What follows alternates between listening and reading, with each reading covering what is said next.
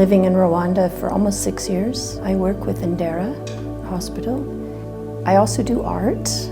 I used art therapy with children and adolescents a number of years ago, and I saw that it was really effective in helping them express their feelings.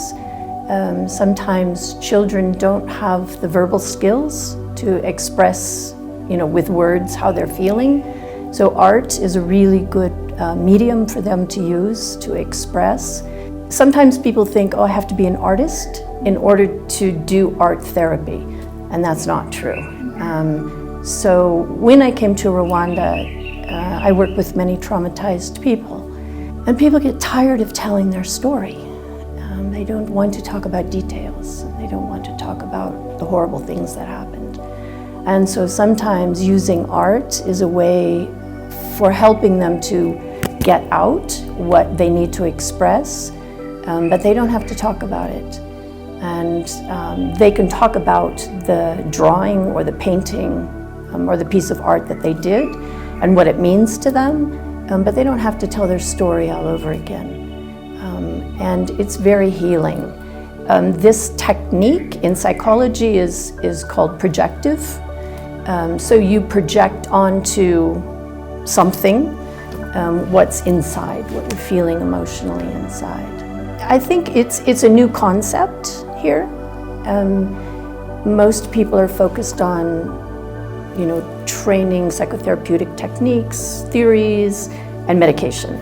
But art is a completely different form of expressing emotion. So when I use it with clients, they really they like it. Adults at first are kind of like, I'm not a child, I don't need to draw.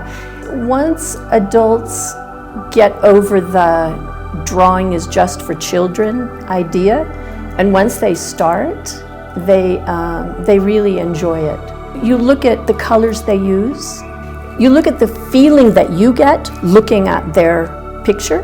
So if you see there's a lot of anger or rage or fear, you'll usually see that in dark colors. Red, the use of red, use of bright orange, the use of black.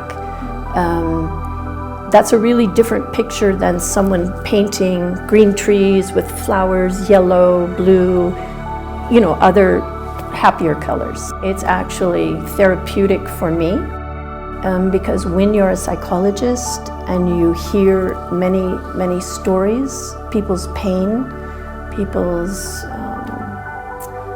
horrible things that have happened, and you hold that and you keep it inside you, and you have to do something with it.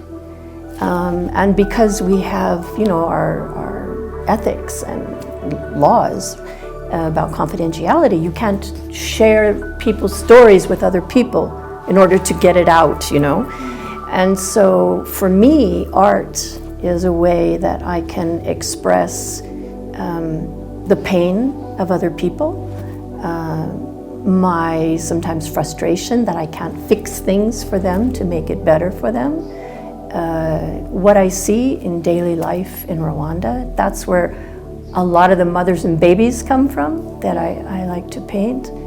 I think mothers are the foundation of society, and they share with children the values and what's right, what's wrong, give them wisdom to help them grow up in the right way.